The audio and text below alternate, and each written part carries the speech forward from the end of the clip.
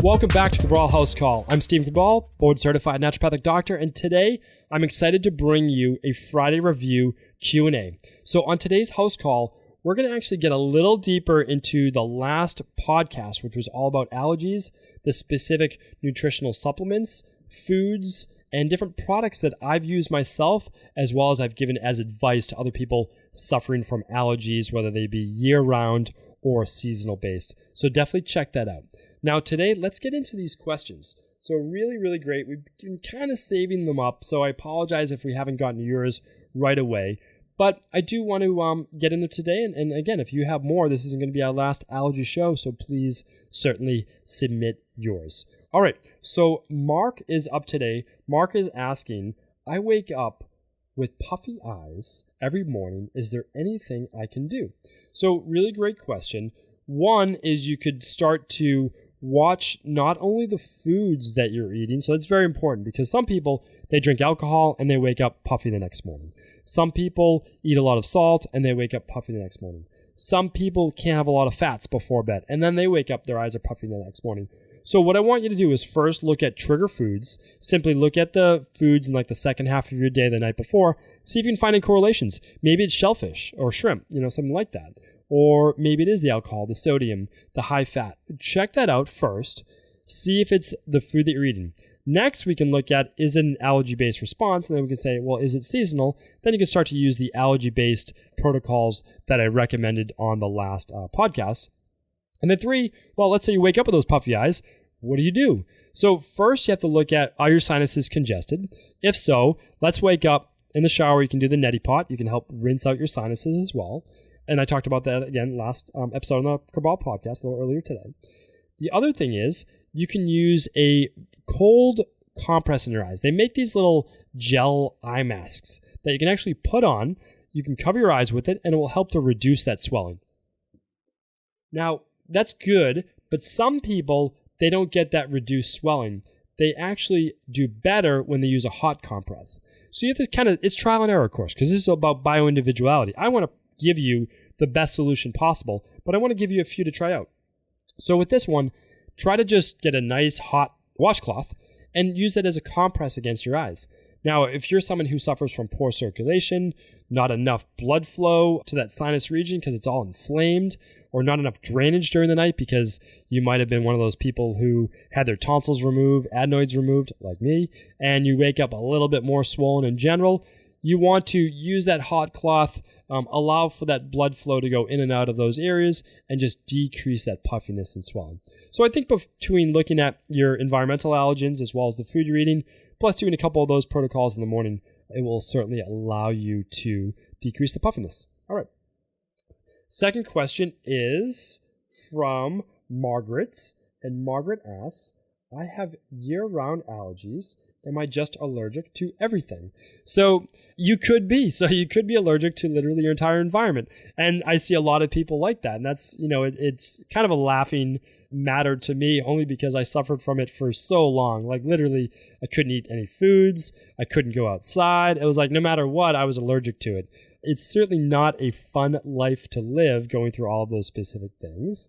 But what does that mean? Well, it doesn't mean you're literally allergic to everything. Well, I guess it kind of does on the surface, but the cure to that isn't by staying away from all of those things because you can't. I mean, you can't stay away from all foods and you certainly can't stay away from your outside environment. So what do? Well, you have to do this. You have to detoxify. Your toxic load is just too high. There's too much toxicity in your gut, in your intestines, too much in your bloodstream. The body is having a really difficult time dealing with it, and it's literally on immune overload, typically called Th2 increased immunity, and we certainly do not want that. So not for healthy individuals, at least. So what I would say is this. We need to go to work on detoxifying. You can, of course, use the Dr. Cabral Detox as a starting point, and then you want to work on that gut microbiome. You want to look at, do I have high yeast? Do I have high bacterial overgrowth? And if you don't want to test, then get started on a Candida yeast-based protocol and a bacterial gut-based protocol and begin to rebuild your gut. It is the cornerstone of how you will start to decrease your toxic load. I mean, that's just really the way it is. The majority of toxins are exogenous, coming from food, and then they can become, I guess, endogenous by how they allow bacteria in your own gut to overgrow that shouldn't be there, bad bacterial overgrowth, as well as yeast and candida. And all of these things then are allowed to float around with metabolic byproducts in your bloodstream and then potentially stored in fat cells and adipose tissue. And that's why a lot of people also gain weight. And it's not talked about very often. So if you suffer from bloating, you also suffer from allergies, you're literally allergic to everything, it's a dead giveaway. I've seen it too many times to not say that you're suffering from a lot of toxicity. Start with the allergy-based immune response so you can kind of like relax the body, calm your body, and then also begin to detoxify your body. It is the starting point. It's the simplest way to get started. It's the least expensive way to get started, and people get the greatest amount of results starting there. So it's a nice motivational boost.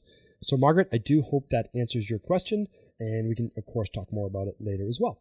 All right, third question from Pete today. Pete is asking, are there any foods you'd stay away from if you have allergies? Okay, so great question. And since I was, we'll say it this way, captain of the allergy team many years ago, and someone who had childhood allergies, just always had allergies, like brutal allergies.